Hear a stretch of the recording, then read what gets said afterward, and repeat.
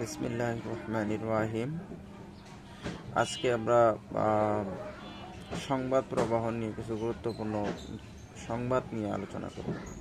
শুরুতেই সিলেট মেডিকেল বিশ্ববিদ্যালয়ের তৃতীয় সিন্ডিকেট সভায় বিশ্ববিদ্যালয়ের নাম পরিবর্তন করে বঙ্গমাতা শেখ ফজিলাতুন্নেসা মুজিব মেডিকেল বিশ্ববিদ্যালয়ের নামকরণের নীতিগত সিদ্ধান্ত নেওয়া হয়। এই সিদ্ধান্ত নেওয়া হয় 25/10/2021 25/10/2021 সোমবারে। এখান থেকে তারিখটাও ইম্পর্টেন্ট এবং এরকম হতে পারে যে সিলেট মেডিকেল বিশ্ববিদ্যালয়ের নাম পরিবর্তন করে কি নাম রাখা হয়? বঙ্গবন্ধু শেখ ফজিলাতুন্নেসা মুজিব মেডিকেল বিশ্ববিদ্যালয়। আন্তর্জাতিক থেকে আমরা সবাই জানি যে সুদানে কিছুদিন আগে গণ অভ্যুত্থান হয়েছিল। সুদানে গণ অভ্যুত্থান হয়েছিল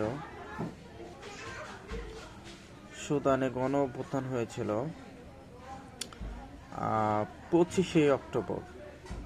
সুদানে গণ অভ্যুত্থান হয়েছিল 25শে অক্টোবর। সেই 25শে অক্টোবর গণ অভ্যুত্থান হওয়ার পর সেই গণ অভ্যুত্থানের মাধ্যমে ক্ষমতা প্রদান করেন দেশটির সেনাপ্রধান আবদুল ফাত্তাহ আল বুরহান। সুদানের গণ অভ্যুত্থানের পর বা অভ্যুত্থানের মাধ্যমে ক্ষমতা দখল করেন দেশটির সেনাপ্রধান আবদুল ফাত্তাহ আল বুরহান।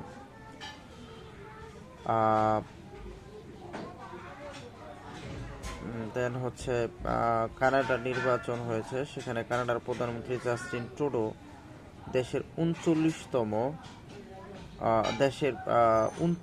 সদস্য বিশিষ্ট নতুন মন্ত্রিসভার সদস্যরা শপথ গ্রহণ করেন। সেই সেই শপথ গ্রহণ অনুষ্ঠানের নেতৃত্ব বা সেই মন্ত্রিসভার প্রধান হিসেবে জাস্টিন ট্রুডো।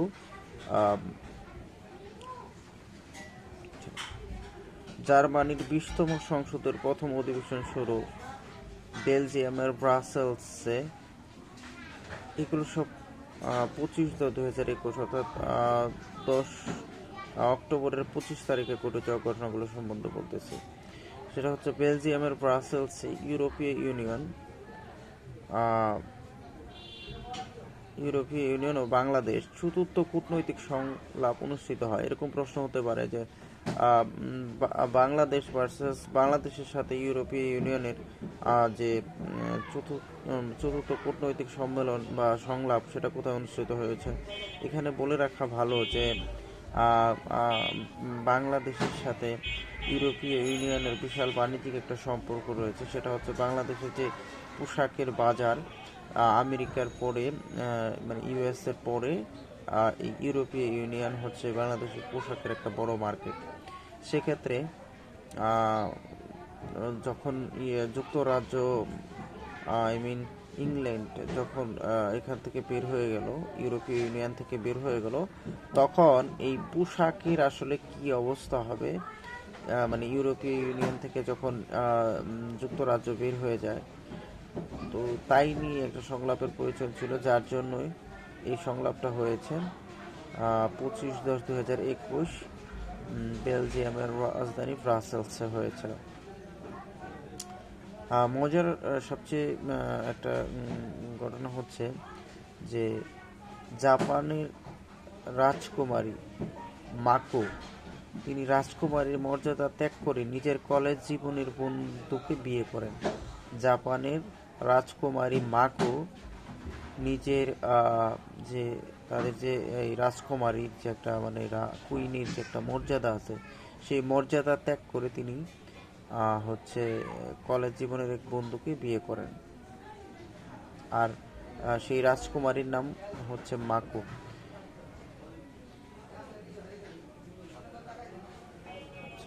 সামরিক অভ্যুত্থানের জন্য সুদানের সদস্যপদ স্থগিত করে আফ্রিকান ইউনিয়ন।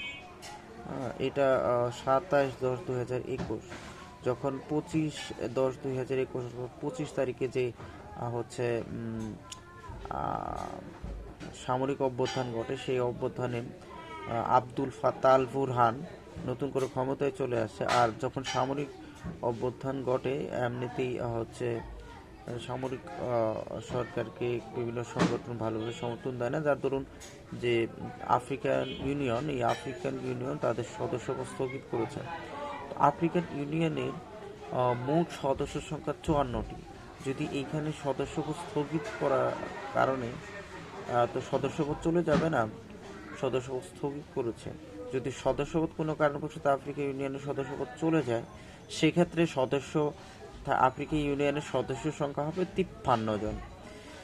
কিন্তু এই জন্য এটা ইম্পর্টেন্ট।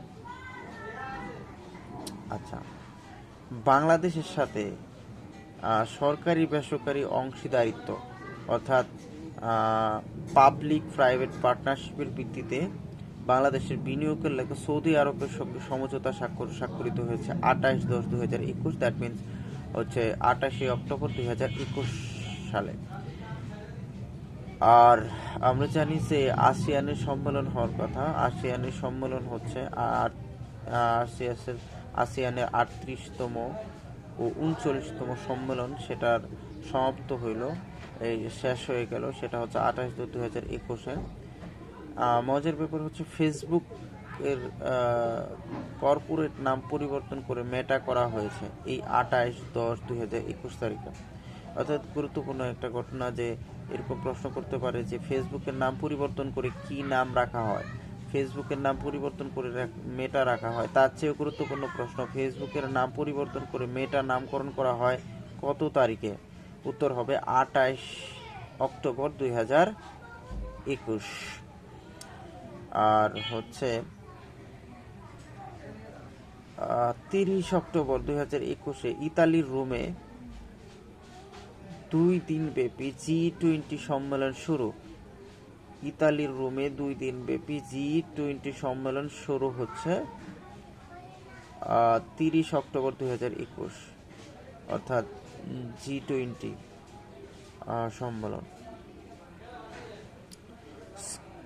স্কটল্যান্ডের গ্লাসগোতে 26তম জাতিসংঘ জলবায়ুর পরিবর্তন সম্মেলন শুরু। সেটা হয়েছিল এই 30/10/2021, 30 অক্টোবর 2021-এ। এটা শেষ হয়েছে 13/11/2000, অর্থাৎ নভেম্বর 13 তারিখে এটা সম্মেলনের সমাপ্তি ঘটে। অর্থাৎ হচ্ছে এখান থেকে প্রশ্ন আসতে পারে এরকম যে সম্প্রতি স্কটল্যান্ডের গ্লাসগোতে যে জাতিসংঘ জলবায়ু পরিবর্তন সম্মেলন হয়, এটা কততম সম্মেলন? উত্তর, এটা অবশ্যই 26তম সম্মেলন। এবং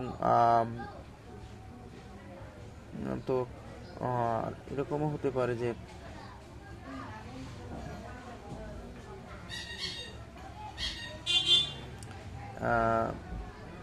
এটা কত তারিখে হয়েছে, সেটাও হতে পারে, কত তারিখে শেষ হয়েছে। তো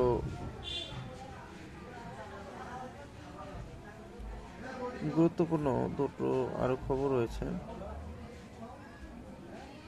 যে প্রধানমন্ত্রী শেখ হাসিনা স্কটল্যান্ডের গ্লাসগোতে জাতিসংঘ জলবায়ু পরিবর্তন সম্মেলনে লিডার সামিটে দেওয়া বক্তব্য উন্নত বিশ্বের দেওয়া প্রতিশ্রুতি পূরণ সহ 4 দফা দাবি পেশ করেন।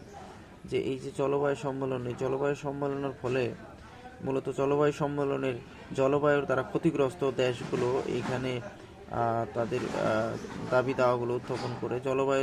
জলবায়ু পরিবর্তন দ্বারা যেহেতু বাংলাদেশে এক ক্ষতিগ্রস্ত হবে, সুতরাং বাংলাদেশ এই যে তার 4 দফা দাবি পেশ করার পাশাপাশি উন্নত দেশগুলো যেগুলো কার্বন নিঃসরণ করতেছে এবং তারা যে প্রতিশ্রুতি দিয়েছিল, সেই প্রতিশ্রুতি যেন বাস্তবায়িত হয় সেই বিষয়ে গুরুত্বপূর্ণ বক্তব্য দেন। সেই হচ্ছে 1 নভেম্বর 2021।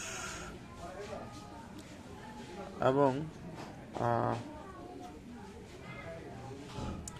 ইথিওপিয়ার জরুরি অবস্থা জারি করা হয়েছিল 1 নভেম্বর 2021। ইথিওপিয়ার জরুরি অবস্থা জারি করা হয় 1 নভেম্বর 2021। আফগানিস্তানে তালেবান সরকার দেশের অভ্যন্তরে বৈদেশিক মুদ্রা ব্যবহারের নিষেধাজ্ঞা জারি করে। এই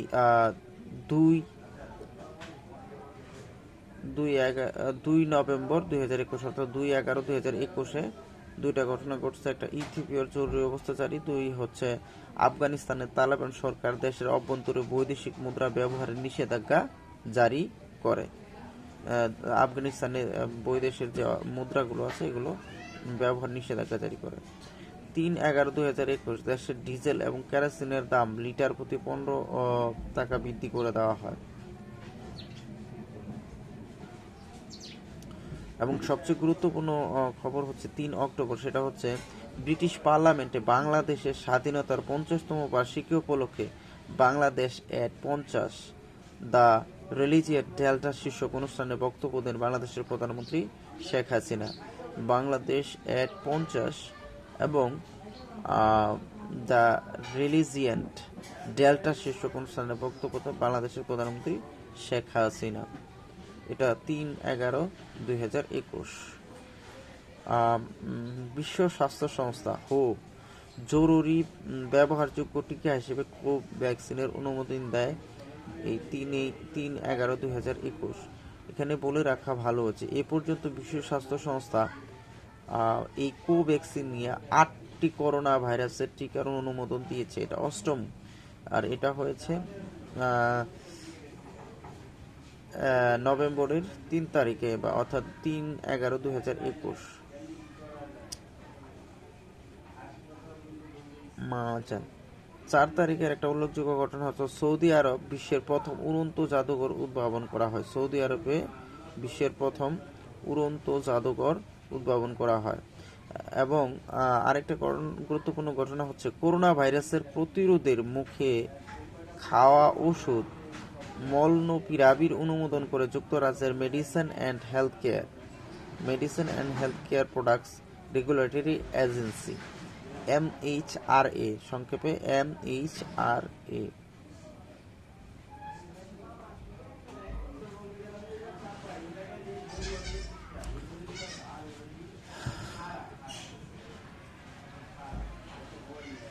ইরাকের প্রধানমন্ত্রী মোস্তফা আল কাদেমির বাসভবন লক্ষ্য করে ড্রোন হামলা চালানো হয় 7 নভেম্বর 2021। 7/11/2021 ইরাকের প্রধানমন্ত্রী মোস্তফা আল কাদেমির বাসভবন লক্ষ্য করে ড্রোন হামলা চালানো হয়। তো এই ড্রোন হামলার বিষয়ে কে চালিয়েছে, কি সন্দেহ পোষণ করা হচ্ছে, এই নিয়ে বাইরে খুব আলোচনার বিষয়বস্তুতে পরিণত হচ্ছে, যার জন্য এটা খুবই ইম্পর্টেন্ট একটা বিষয়। আরেকটা হচ্ছে চীনের কমিউনিস্ট পার্টির 4 দিনব্যাপী 19তম কেন্দ্রীয় কমিটির 6ষ্ঠ পূর্ণাঙ্গ অধিবেশন শুরু। এবং এই দুইটা ঘটনাই হচ্ছে ইরাকের প্রধানমন্ত্রী মোস্তফা আল কাদেমির বাসভবন লক্ষ্য করে ড্রোন হামলা চালানো হয় 7/11/2021। 8/11/2021 হচ্ছে চীনের কমিউনিস্ট পার্টি 4 দিনব্যাপী 19তম কেন্দ্রীয় কমিটির 6ষ্ঠ পূর্ণাঙ্গ অধিবেশন শুরু হয়। এবং সেই অধিবেশনের মাধ্যমেই অর্থাৎ 11/1/2021 চীনের রাজনৈতিক ইতিহাসে প্রেসিডেন্ট শি জিনপিং এর মর্যাদা আরও সুসংহত করে এক ঐতিহাসিক প্রস্তাব পাশ করে ক্ষমতাসীন কমিউনিস্ট পার্টি, যার ধরুন ক্ষমতাসীন কমিউনিস্ট পার্টি চীনের রাজনৈতিক ইতিহাসে। দেন হচ্ছে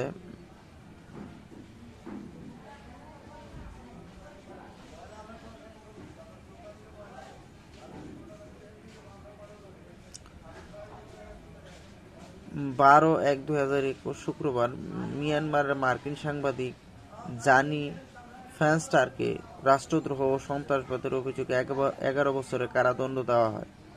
11 বছরের কারাদণ্ড দেওয়া হয় 12/11/2021 মিয়ানমারের মার্কিন সাংবাদিক জানি ফ্যানস্টারকে রাষ্ট্রদ্রোহ সন্ত্রাসবাদের অভিযোগে 11 বছরের কারাদণ্ড দেওয়া হয়।